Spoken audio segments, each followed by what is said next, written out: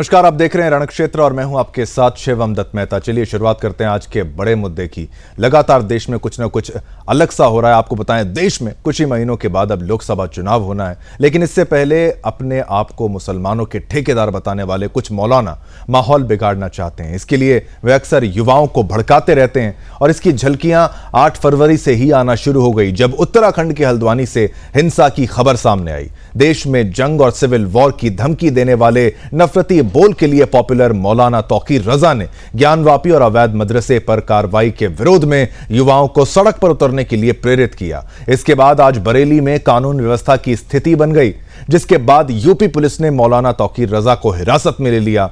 सवाल है कि चुनाव से पहले इस तरह की घटना होना किसी बड़ी साजिश की ओर क्या इशारा कर रही है? इसी पर चर्चा करेंगे। हमारे साथ पैनलिस्ट भी जुड़ेंगे जो इसके बारे में जानकारी देंगे। लेकिन बंगाल में भी योगी आदित्यनाथ के खिलाफ बोल दिए गए हैं। ज्ञानवापी का मुद्दा एक और मौलाना के तरफ से उठा लिया गया, जो कि एक कैबिनेट मिनिस्टर भी है, एक नेता भी है। क्या है पूरा मामला? विस्तार से समझिए हमारी एक स्पेशल रिपोर्ट के माध्यम से और मामले की गंभीरता को पहचानिए।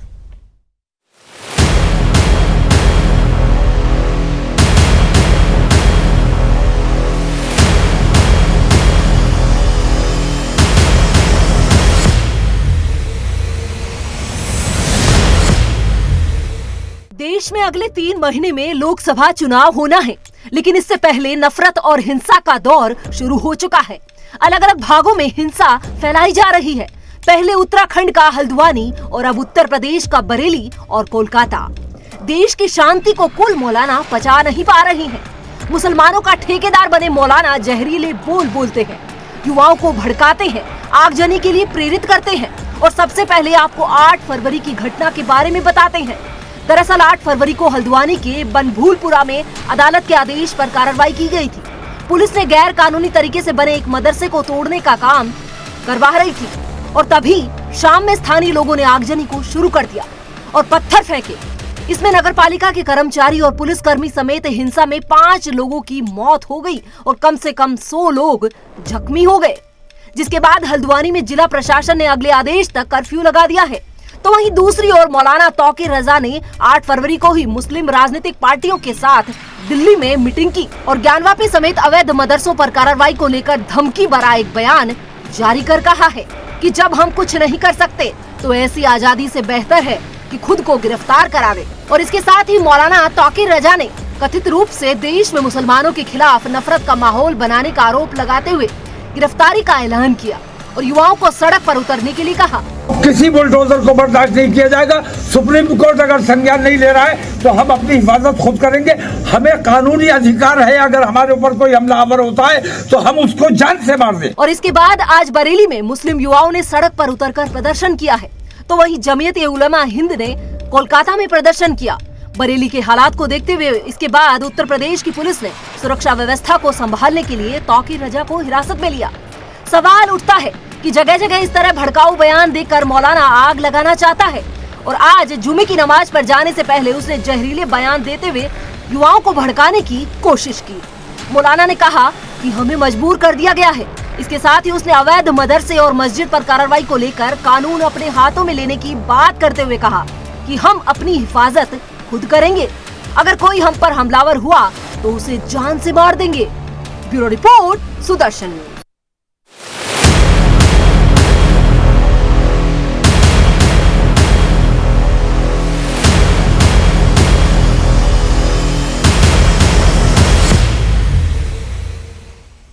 और ये केवल उत्तराखंड की बात नहीं है, उत्तर प्रदेश की बात नहीं है, बंगाल से भी विरोध के स्वर जो हैं वो उठने लगे हैं। ज्ञानवापी का मामला उठाते हुए एक और मौलाना ने क्या कुछ कह दिया, सिद्दीकुल्लाह चौधरी ने, उसने क्या भड़काऊ बयान दे दिया, आपको वो भी सुनाते हैं। वो सीधा सीधा योगी आदित्यनाथ मुख्यमंत्री को उनको चुनौती देते हुए यहां पर ज्ञानवापी का मामला उठा रहे हैं। कोर्ट के फैसले पर सवालिया निशान उठाया जा रहा है और कह रहे हैं कि कैसे अनुमति दे दी गई ज्ञानवापी के मामले में, वो मस्जिद है उसे मस्जिद रहने दिया जाए। आपको वो भी सुनाते हैं। पहले सबसे पहले ज्ञानवापी मस्जिद जो 800 साल पुरानी मस्जिद, जबरदस्ती इस मस्जिद को कोर्ट के सहारे से इस मस्जिद के नीचे मंदिर पूजा पाठ शुरू किया है। ये उनकी अकल है या नहीं है, इस पर हमें सोच है।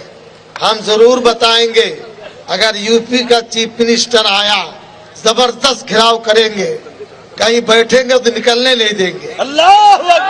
एक बात, हमारा मकसद यह है कि ज्ञान वापी मस्जिद को खाली करें। हम लोग मुशरिक शिर्क के खिलाफ हैं। अल्लाह वहदहू ला शरीक लहू, किसी मंदिर में हम तो जाते नहीं है, वो आजादी से पूजा पाठ करते हैं, वो करें, भाईचारगी है। लेकिन आपके हाथ ताकत है तो मस्जिद तोड़कर पूजा पाठ का रास्ता देंगे?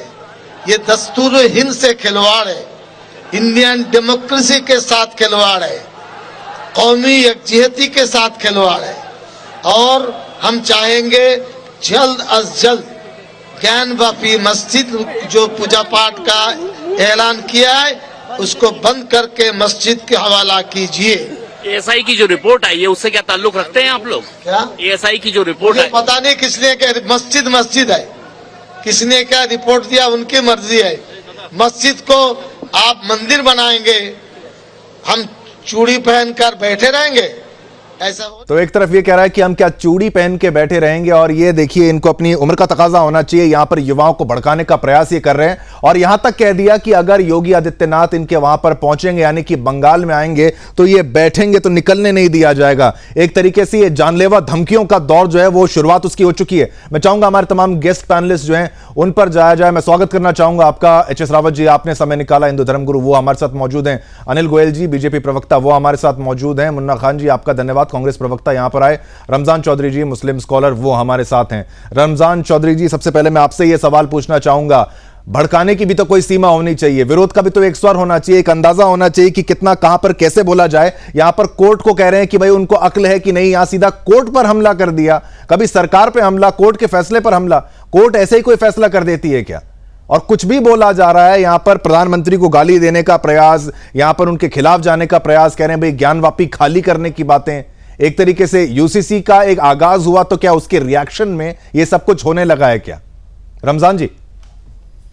शिवम, सबसे पहले तो मैं ये कहना चाहता हूं कि जो इस बुजुर्ग की लैंग्वेज थी, या इस तरह के जिस बुजुर्ग ने भी इस तरह की लैंग्वेज बोली है या कोई बोलता है, और संविधान के खिलाफ चाहे जो भी कोई हो देश का नागरिक, अगर इस तरह की धमकी वाली लैंग्वेज या मतलब संविधान सम्मत लैंग्वेज नहीं बोलता है, तो मैं उसकी मजम्मत करता हूं, उसकी जो है खिलाफ वर्जी करता हूं। वो ऐसा नहीं बोलना चाहिए, चाहे कानून हमारे मुआफिक हो या मुखालिफ हो।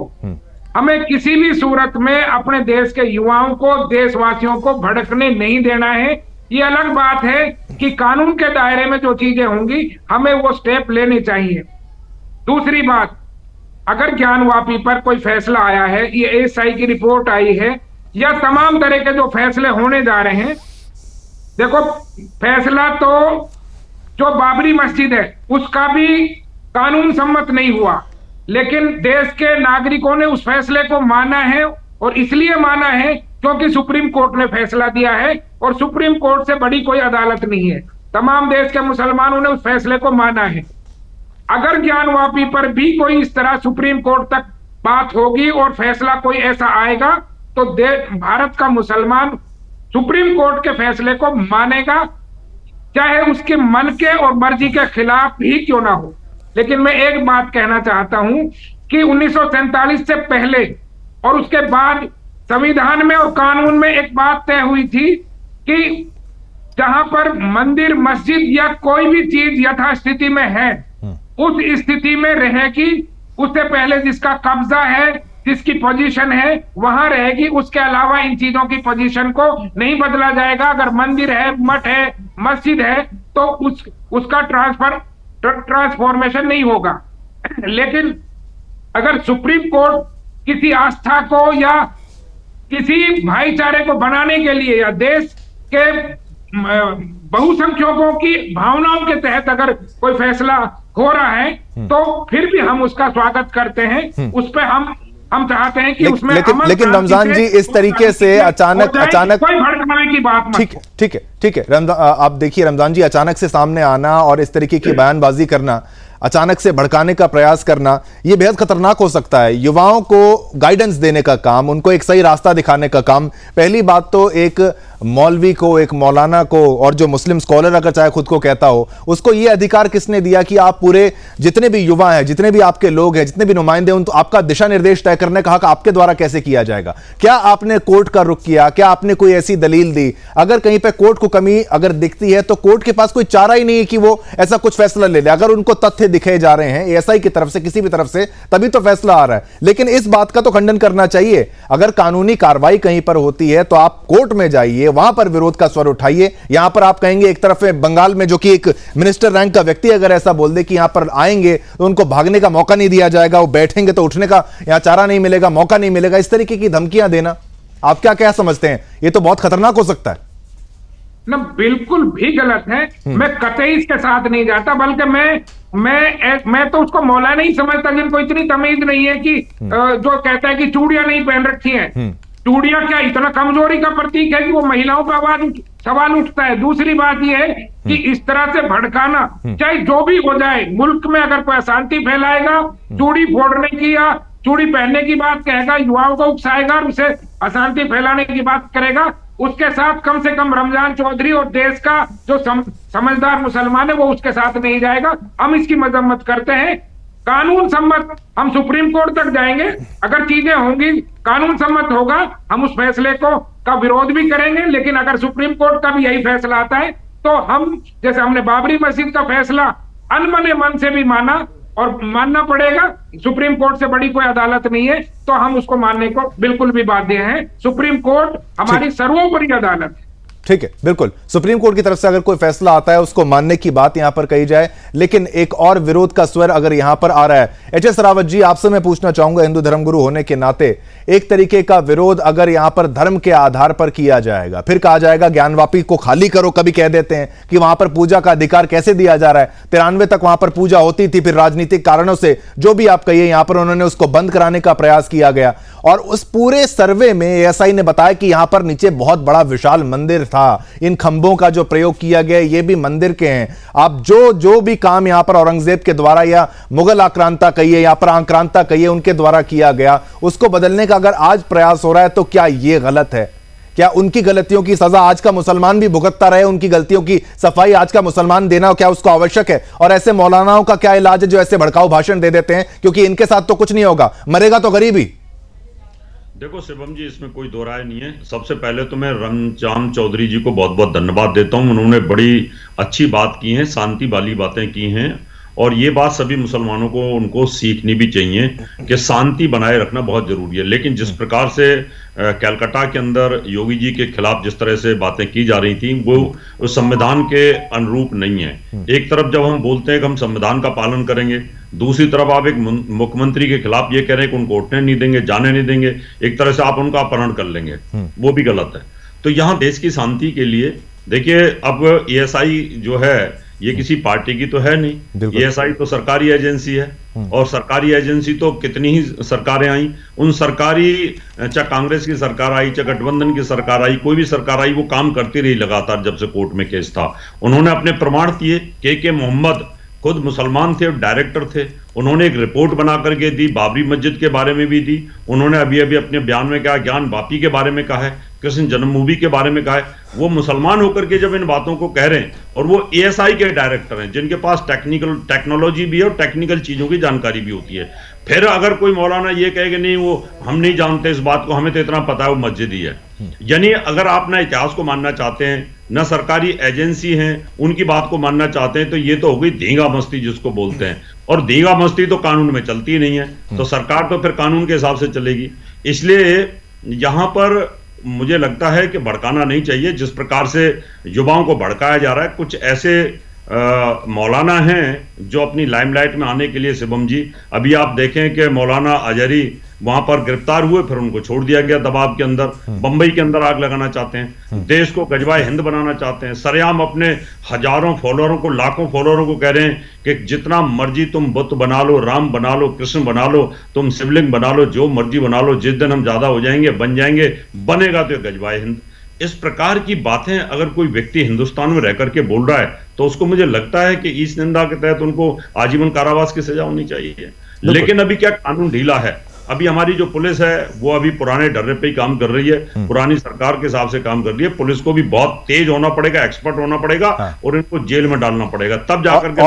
और रावत जी, इन्होंने तो पुलिस पर सवाल उठा दिया और अजहरी का भी समर्थन करते हुए नजर आए। इन्होंने कहा कि बजरंग दल, शिवसेना और पुलिस ये मिल के देश की बर्बादी करना चाहते हैं। कि भाई अब पुलिस कहां से यहां पर आ गई? पुलिस को आपने शिवसेना समझ लिया, बजरंग दल समझ लिया क्या? मुन्ना खान जी, एक तरीके से ये मामला केवल धर्म का ही नहीं है, केवल मजहब का ही नहीं, ये मामला बिल्कुल राजनीति का भी आ गया है। यहां पर योगी आदित्यनाथ का नाम खींच के लाना, बंगाल का यहां पर चर्चा की बात करना, फिर तौकीर रजा का सीधा प्रधानमंत्री पर हमला करना, करते करते करते यहां पर वो सीधा कोर्ट तक चले गए। कोर्ट पर आरोप लगा दिया कि भाई आप सोच समझ के फैसला ले रहे हैं कि नहीं। वहां बंगाल में भी कह रहे हैं कि भाई अक्ल का इस्तेमाल किया जा रहा है कि नहीं। इस तरीके के आरोप यहां पर सीधा कभी कोर्ट पे लगाना, कभी सरकार पे लगाना। राजनीति एक अलग विषय है, लेकिन धर्म की आड़ में राजनीति, मजहब की आड़ में राजनीति करते करते युवाओं को भड़का देना, यह बेहद खतरनाक हो सकता है। मुन्ना खान जी, देखिए शिवम, आपको बिल्कुल सरल तरीके से समझने की जरूरत है। जो भी इस तरह की मानसिकता के लोग हैं, जो इस तरीके की भाषा बोलते हैं, उसे समझना पड़ेगा कि हम एक सेकुलर देश में रहते हैं। सेकुलर देश का मतलब है कि हम गुलदस्ते से सजे हैं, सभी जात, सभी धर्म, सभी समुदाय के लोग रहते हैं। यहाँ मंदिर भी है, मस्जिद भी है, चर्च भी है, गुरुद्वारा भी है। तो हमें सभी का सम्मान करना चाहिए। हम अगर नमाज पढ़ते हैं तो हमें मंदिर का भी सम्मान करना चाहिए, हमें चर्च का भी सम्मान करना चाहिए, हमें गुरुद्वारा का भी सम्मान करना चाहिए। तो हम जब तक एक दूसरे का सम्मान नहीं करेंगे, मैं समझता हूँ देश में विकास नहीं कर पाएगा। दूसरी बात, तो इस तरीके की बात जो कुछ मौलानाओं की तरफ से जो इस तरीके की भाषाएं निकल रही है, तो यही भाषाएं जो है ये एक विष बन के दिमाग में जहर घोलने का काम करते हैं। युवाओं के जो जितने युवा है, कहता है ना जवानों का देश है भारत, तो जवानों के जहन में आज आप जहर बोल रहे हो। ये मानसिकता नहीं है भाईचारे की, ये मानसिकता नहीं है जो दर्शाते कि हम हिंदुस्तानी है। हम हिंदुस्तानी है, ये दर्शाता कि हम सभी लोग एक है। अगर कोई मंदिर का मसला है तो कोर्ट के ऊपर, जब मामला न्यायालय में है तो मैं समझता हूँ थोड़ा शांतिपूर्वक न्यायालय का भी विचार सुनना चाहिए। राम मंदिर पे न्यायालय, राम जन्मभूमि के मसले पे न्यायालय का आया, किसी मुस्लिम ने आवाज नहीं उठाई। 370 में फैसला आया, किसी मुस्लिम ने आवाज नहीं उठाई। तो मैं समझता हूँ हमें न्यायालय को मानना पड़ेगा। न्यायालय से ही देश चल रहा है और संविधान से देश चल रहा है। अगर हम संविधान को नहीं मानेंगे तो इसका मतलब कहीं ना कहीं हमारे दिल और जहन में भी किंतु परंतु। अभी हमारे मित्र कह रहे थे HS रावत जी, ये मंदिर की बात करते हैं, मस्जिद की बात करते हैं। जनाब कुछ ही लोग हैं जो मंदिर की भी बात करते हैं, मस्जिद की भी करते हैं, शमशान की भी करते हैं, कब्रिस्तान की भी करते हैं। उनके बातों में मत आइए। अगर आप अच्छे व्यक्ति है तो आप अपना भी मिसाल दीजिए। मैं अगर अच्छा व्यक्ति तो मैं अपना भी मिसाल देता हूँ। करोड़ों लोग सुदर्शन न्यूज को सुनते हैं। इसके द्वारा मैं मैसेज देना चाहता हूँ कि आवाम को शांति बनाए रखना चाहिए। क्योंकि एक बात मैं बता दूं कि मुंह का खाए जहर का इलाज है, लेकिन अगर वो जहर कान में चला जाए फिर वो लाइलाज है। तो कानों के जहर से बचिए इन ऐसे द्वेष लोगों से जो जहर बो रहे, जो बीज बोने का काम कर रहे। तो ये जहर नुकसान करेगा हिंदू को भी, मुस्लिम को भी, सभी को भी, सभी जाति, सभी धर्म को। सबसे पहले नुकसान हमारे हिंदुस्तान का हो रहा है। ये सोचे हिंदुस्तान वासी, हम अपने हिंदुस्तान का नुकसान न होने दें। बड़ी मुशक्कत और बहुत मेहनत, बहुत कुर्बानियों के बाद ये देश हमारा आजाद हुआ है। तो हम आजाद देश में हम आजादी के साथ रहे, लड़ करके नहीं। बिल्कुल, और आजादी के साथ अगर आप रह रहे हैं और आपको अगर एक मजहब का ठेकेदार होने का एक पूरा तमका वो पहनना है और आपको आगे रहना है और गुमराह करना है युवकों को, लोगों को, और दंगे कराने की ये साजिश के तौर पर भी इसको समझा जा सकता है कि भाई आपको गिरफ्तारी देनी है और भी आपके पास तरीके हैं। आप यहां पर हुजूम को इकट्ठा करने का, जनसैलाब को इकट्ठा करने का प्रयास करते हैं, जिनको आपको यह सिखाना चाहिए कि भाई तुम पढ़ लिख लो, कुछ और कर लो, अपनी तरक्की की बात करो, परिवार की तरक्की की बात करो। ये यहां पर भीड़ क्यों लगा रहे हो? लेकिन मामले की शुरुआत, क्योंकि लोग इसको जोड़कर देख रहे हैं, अनिल गोयल जी, हल्द्वानी के मामले से, जहां पर रेलवे की जमीन पर अतिक्रमण के मामले पर अगर बुलडोजर चलाया गया। पहली बात तो अतिक्रमण जब हो रहा था तो होने क्यों दिया गया, और होने के बाद भी उस स्थान का चुनाव करना, ऐसे स्थानों का जो कि सरकारी प्रॉपर्टी है, जबकि वक्फ के बाद इतनी ज्यादा प्रॉपर्टी जिसका कोई हिसाब नहीं है। तीसरे नंबर पर वक्फ आता है लैंड होल्डिंग पर। यह तमाम आरोप उन पर भी है। लेकिन अगर ये कार्रवाई की जाती है, उसके बाद दंगा कैसे भड़क जाता है, उसकी कार्रवाई का रिएक्शन क्या आप इसको समझते हैं कि तब ये बोला गया और अब यहां पर तौकीर रजा की तरफ से यहां पर आरंभ हो गया, बंगाल में ज्ञानवापी का सुर उठ गया। अब कहेंगे, कुछ लोग कहेंगे कि भाई चुनाव भी तो आ रहा है। अनिल गोयल जी, आपका क्या स्टैंड रहेगा पूरे पर? देखो, मैं एक बात बड़ा स्पष्ट कहता हूं कि सबसे पहले हमारा देश है, उसके साथ हमारे देश का कानून है, संविधान है, जो हमें इजाजत देता है प्रदर्शन करने की, लेकिन उसको मानने की इजाजत भी दो। अगर हम संविधान को नहीं मानेंगे, कोर्ट को नहीं मानेंगे, तो फिर हमको प्रदर्शन करने का भी अधिकार नहीं, हमें अपनी बात कहने का भी अधिकार नहीं।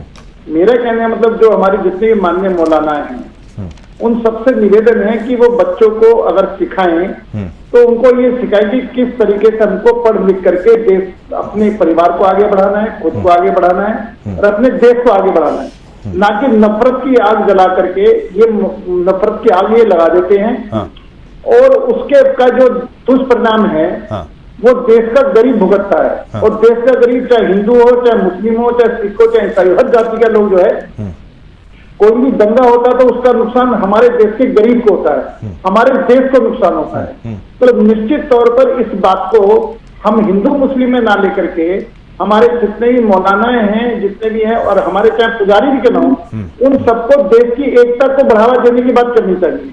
बिल्कुल अनिल गोयल जी, करना क्या चाहिए, ये बात आपकी बिल्कुल सही है, लेकिन जिस तरीके से वो कह रहा है हमें कानूनी अधिकार है, अगर कोई हम पर हमलावर है तो हम उसको जान से मार सकते हैं। जान से मारना, चूड़ियों की बात करना, ये तमाम लैंग्वेज का इस्तेमाल करना जो कि बेहद खतरनाक है। आप पर मैं फिर आता हूं, लेकिन मेरे संवाददाता इस वक्त अनूप, वो भी हमारे साथ इस वक्त, अनूप रायजादा, आप भी वहां पर मौजूद हैं। पूरे घटनाक्रम को एक बार पुनः अगर आपके मुख से हम समझ पाए, दर्शक समझ पाए कि मामला कितना गंभीर था, कितना खतरनाक था। अनूप जी, आपको बताते चले कि उत्तर प्रदेश के जनपद बरेली के दरगाह आला हजरत के पास रहने वाले मौलाना तौकीर रजा खान, जो कि अपने बड़बोले बोल के कारण काफी प्रसिद्ध हैं और मीडिया में सुर्खियां बटोरने का उन्हें बहुत शौक है। वहीं देश में आग लगाने, दंगा भड़काने की कोशिश हमेशा उनकी जारी रहती है। किसी भी तरीके का देश के प्रति उनका लगाव नहीं है। इसी के चलते उन्होंने गृह युद्ध कराने की बात कही थी और उसके साथ साथ कहा था कि आवाम सड़कों पर उतर के आएगी तो बहुत बड़ा कांड होगा, जिसके चलते उन्होंने प्रशासन शासन को भी खुली चुनौती दी। और वहीं जब 9 तारीख की आज डेट आई, जिस पर उन्होंने कहा कि मैं इस्लामिया ग्राउंड में जाकर पूरे मजूम के साथ में प्रदर्शन करूंगा और वहां संभालना मुश्किल हो जाएगा। इसी के चलते जब प्रशासन सख्त हुआ, शासन प्रशासन ने दोनों अपना मुस्तैदी दिखाई, तो वहीं उसी के साथ अपने घर से ही तौकीर रजा गायब हो गए। शेर की तरह दहाड़ लगाकर धमकी देने वाले, प्रशासन शासन को अपने कब्जे में लेने वाले, बस में करने वाले तौकीर रजा ये भूल गए कि योगी प्रशासन में कुछ भी करना संभव नहीं है। इसी के चलते आज काफी भारी मात्रा में फोर्स का भी गठन किया गया था। पीएसए की गाड़ियां भी थी, 1400 पुलिसकर्मी थे, आरएएफ की टीम भी मौजूद थी। पुलिस प्रशासन बरेली पूरी तरीके से मुस्तैद था, जिला प्रशासन पूरी तरीके से मुस्तैद था। चप्पे चप्पे पर पुलिस की निगाहें थी चील की तरह, जहां परिंदा भी पर नहीं मार सकता। इसी के मद्देनजर तौकीर रजा चुपचाप सामने ना आकर और पिछले गलियों से निकलकर मस्जिद पर पहुंच के नमाज अदा करने गए और नमाज अदा करने के बाद पिछले दरवाजे से निकले और बिहारीपुर चौकी में जाकर अपने कुछ वकीलों के साथ में उन्होंने अपनी गिरफ्तारी दी। उसके 15 मिनट के बाद इनको रिलीव कर दिया गया। सबसे बड़ा सवाल यह है कि इस तरीके के जो जहरीले बोलने वाले मौलाना हैं, इनके ऊपर कार्रवाई होती है और तुरंत इनको छोड़ दिया जाता है। किसी को लेकर जश्न मनाया गया। बिल्कुल बिल्कुल बिल्कुल, कार्रवाई क्यों नहीं? अनिल गोयल जी, अब ये बोला जाता है कि योगी सरकार है, योगी जी का राज है। एक तरफ यहां पर अगर इतने बड़े लेवल पर तौकीर रजा की तरफ से धमकी दी जाती है, प्रधानमंत्री को निशाने पर लिया जाता है, योगी आदित्यनाथ का जिक्र किया जाता है, कोर्ट का जिक्र किया जाता है, आपकी सरकार अब आने वाले समय में ऐसा क्या करेगी कि इस तरीके के भड़काऊ भाषण अब तो ना आए, अब तो ऐसा कोई खतरा पैदा ना हो जब शांति चल रही है, दंगे नहीं हो रहे हैं? निश्चित तौर पर ये सब बातें हमारे मुस्लिम भाइयों को समझने की जरूरत है और विशेष करके हमारे जो मौलाना हैं, जो मैं बात करें कि हमको देश सबका है और सबको लेकर के हमको आगे बढ़ना है, चाहे हिंदू है, चाहे मुस्लिम है, चाहे सिख है, चाहे ईसाई है। तो जो लोग ये मौलाना जो ऐसे बयान दे रहे हैं, उनके खिलाफ सख्त कार्रवाई तो होगी ही होगी, इसके अंदर तो कोई किंतु परंतु नहीं है, उनको जवाब भी देना पड़ेगा। लेकिन मेरा ये है आपके चैनल के माध्यम से भी पूरे देश की जनता को और अपने विशेष करके जो हमारे मुसलमान भाई हैं कि उनको भड़कावे में आने की जरूरत नहीं है। उनको देश के साथ चलना है, देश के सुख सुविधाओं के साथ चलना है, उनके संसाधन लेने भी हैं और उनके अनिल जी, उनको चलना तो है, लेकिन चलने कौन देगा? चलने के अगर देखिए, ये अगर इस तरीके की बयानबाजी इनके लीडर्स के द्वारा, जो तथाकथित खुद को लीडर बनाते हैं, ठेकेदार बताते हैं, इनकी तरफ से बयानबाजी आ जाते तो गांव देहात का जो व्यक्ति होता, जो नहीं समझ पाता, वो समझता है हाँ भाई सही बात बोल रहा है, हमें इनकी बात माननी चाहिए, तो पढ़े लिखे आदमी है, उनका क्या इलाज है? मैं यही बात आपसे कह रहा हूँ जागरूकता लाने की जरूरत है। और ये मुस्लिम हमारे जो मौलवी है उनको भी ये काम करना चाहिए। नहीं तो अगर वो ये बात नहीं मानेंगे, कोर्ट का सम्मान वो नहीं करेंगे, जांच एजेंसी का सम्मान वो नहीं करेंगे, पुलिस थानों का सम्मान वो नहीं करेंगे और इस पर उस तरह पथराव कराएंगे, आगजनी कराएंगे या उनसे जो बहुत बड़ी हालत खराब होगी, तो उसमें निश्चित तौर पर देश के जो मुस्लिम भाई हैं उनका भी नुकसान होगा, गरीबों का भी नुकसान होगा। ये मौलवियों को सोचने की आवश्यकता है। आग लगाने की जरूरत नहीं है कि आप आग लगा करके देश को भड़काएंगे तो उसका खमियाजा आपको तो उठाना पड़ेगा ही पड़ेगा, लेकिन कहीं ना इसका नुकसान देश का गरीब को भी होता है। देश के गरीब को इस नुकसान से बचाने के लिए भगवान उनको सद्बुद्धि दे और वो कम से कम सरकार को सख्ती करने के लिए बाध्य ना करे। नहीं, सरकार तो सख्ती करेगी। जो सरकार के जो आप जांच एजेंसी की नहीं मानोगे, आप कोर्ट की नहीं मानोगे, आप सुरक्षा बलों की नहीं मानोगे, आप प्रशासन की नहीं मानोगे, तो उसके जब आप किसी के नहीं मानोगे तो उसकी सजा भी आपको भुगतनी पड़ेगी और उसके लिए उनको तैयार रहना चाहिए। और मैं देश के जो मुस्लिम भाई हैं उनसे निवेदन करना चाहता हूँ, उनके भड़काए में आकर के वो अपना भविष्य खराब ना करें। वो अपने भविष्य को बनाए रखने के लिए देश के साथ जुड़कर के काम करें। और जो हमारे जितने मौलवी मौलाना हैं या कोई भी, बेशक हमारे पंडित जी अगर कोई भी भड़काने काम करते हैं तो उन भड़काने के काम में हमें किसी भी युवाओं को नहीं आना चाहिए। देश को आगे बढ़ाने की जरूरत है, नहीं तो कानूनी कार्रवाई होगी और उसका खमियाजा उठाना पड़ेगा। और ये बहुत दर्दनाक बात है कि आप पुलिस थाने के को भी चारों तरफ से घेर करके उनको फूंक दो, उसमें आग लगा दो, पत्थरबाजी करो या कहीं से कोई निकलता है ऊपर से पैदल। बिल्कुल एक गलत बयान, बिल्कुल लीडर होने के नाते एक गलत बयान आपका पूरा किसी स्थान को जलाने के लिए, दंगे कराने के लिए काफी होता है। रमजान चौधरी जी, इस व्यक्ति ने जो बंगाल में जो बयान दिया है, हालांकि ये एक नेता है, नेता होते हुए भी इसने इस तरीके का बयान दिया और 800 साल पुरानी मस्जिद बोल रहे हैं ज्ञानवापी को। इनके ज्ञान का अंदाजा तो यहीं से लग जाता है। क्या कुछ भी आकर कैसे भी बोल देना, उसके पीछे फिर अल्लाह अकबर का नारा पीछे लोग लगा रहे हैं, उसको धार्मिक दृष्टिकोण से, मजहबी दृष्टिकोण से दुनिया के सामने, देश के सामने, युवाओं के सामने रखना, गलत जानकारी पेश करते हुए सब कुछ बोलते जाना, बड़बोलापन अपनाना, क्या यह बेहद खतरनाक नहीं है? इस पर रोक लगाने का कोई तरीका जो है उसको लाना चाहिए कि नहीं? शिवम, मैं बिल्कुल अनिल गोयल जी जो बीजेपी के प्रवक्ता हैं या मुन्ना खान ने जो बहुत तफसीली और डॉक्टर रावत जी ने जो बात रखी है, मैं समझता हूं कि मैं उन सब से इत्तेफाक रखता हूं कि हमारा देश सेकुलर मुल्क है। इसमें हिंदू, मुस्लिम, सिख, ईसाई सब और सर्व जाति, सर्व धर्म के लोग यहाँ रहते हैं। हमने बड़ी मशक्कत के बाद आजादी पाई है। किसी भी सूरत में हम देश में अशांति फैलने नहीं देंगे, वो चाहे बंगाल का मौलाना हो और चाहे कहीं दूसरी जगह का हो। दूसरी बात, जिस तरीके से उन्होंने ये भड़काने का बयान दिया है, मैं तो ये सरकारों से निवेदन करना चाहता हूं कि ऐसे भड़काने वाले लोगों के खिलाफ तुरंत प्रभाव से कार्रवाई होनी चाहिए, ताकि उनकी जरूरत ना हो कि वो किसी तरह से देश को जलाने की या देश को बरगलाने की या युवाओं को भड़काने की वो आगे से जरूरत ना कर सके। तीसरी बात, चूंकि मुझे बड़ा अफसोस होता है कि हमारी इतनी मजबूत गवर्नमेंट है केंद्र में और राज्यों में इतनी मजबूत गवर्नमेंट है और यूपी के जो मुख्यमंत्री हैं वो तुरंत कार्रवाई के लिए जाने जाते हैं, लेकिन ऐसी क्या मजबूरी है कि तौकीर रजा को एक मेहमान के तौर पर 15 मिनट में गिरफ्तार करके छोड़ दिया। अगर इन मौलानाओं के खिलाफ और या ऐसे किसी भड़काऊ, चाहे हिंदू हो या मुसलमान, उनके खिलाफ अगर मजबूती से कानून सम्मत कार्रवाई हो तो आगे से इनकी देश को भड़काने की, जलाने की जरूरत नहीं होगी और इन पर तुरंत प्रभाव से कार्रवाई होनी चाहिए। इसके अलावा और कोई तरीका नहीं है जो मैं सोचता हूं। कानून से ऊपर ना कोई मौलाना है, ना पंडित है, ना कोई पादरी है और ना कोई जो है सिख गुरु है। सब कानून सम्मत है। अगर कोई भड़काऊ भाषण देता है, देश को जलाने की कोशिश करता है या किसी तरह से देश में जो है अमन, बदअमनी फैलाने की बात करता है, उसके खिलाफ तुरंत प्रभाव से कार्रवाई। ठीक है रमजान जी, आपका हल्द्वानी के मामले में आपका क्या रिएक्शन है? हल्द्वानी में जो हुआ, जहां पर अगर अतिक्रमण को हटाने का प्रयास किया गया, वहां पर फिर उसको बुलडोजर की राजनीति जब बोल दिया जाता है, करे तो क्या करे? प्रॉपर्टी अगर अतिक्रमण किया जा रहा है उसका भी तो कोई उपाय होना चाहिए, उसका भी तो कोई इलाज होना चाहिए। रमजान जी, भी नहीं है।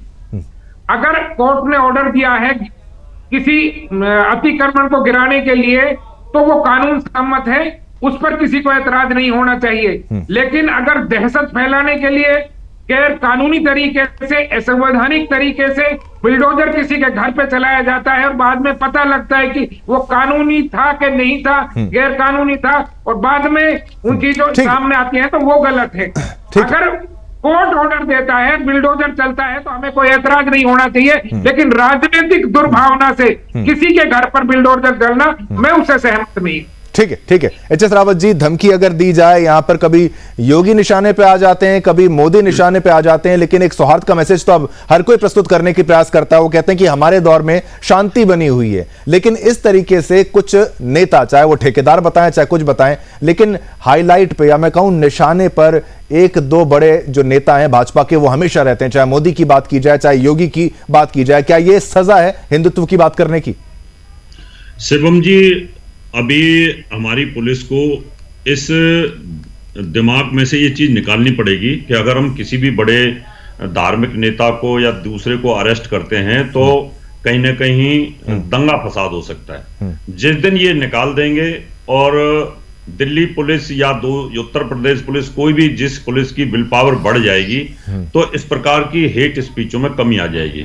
देखिए दिक्कत क्या आती है, अभी यति नरसिंहानंद ने हेट स्पीच दी, जेल गए, है ना। वहां पर जितेंद्र त्यागी जो एक्स मुस्लिम है, उन्होंने हेट स्पीच दी, वो 3-4 महीने में जाकर के छूटे।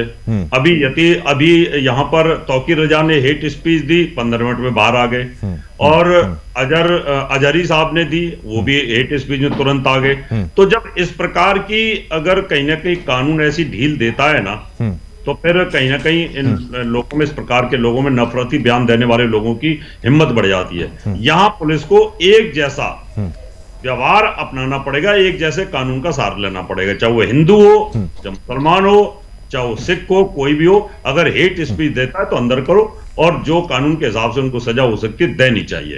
यानी अलग अलग तरह पे, अलग अलग धर्मों के हिसाब से अगर कहीं छूट देते हो या दबाव में रहते हो, या आपको ऐसा लगता है कि अगर हम तौकीर रजा को अरेस्ट करेंगे या अजहरी को अरेस्ट करेंगे तो दंगा फसाद होगा, इसके लिए पुलिस को अपने दिमाग को मेंटली स्ट्रांग करना पड़ेगा, तो कानून सबके लिए बराबर होगा। ठीक है, ठीक है।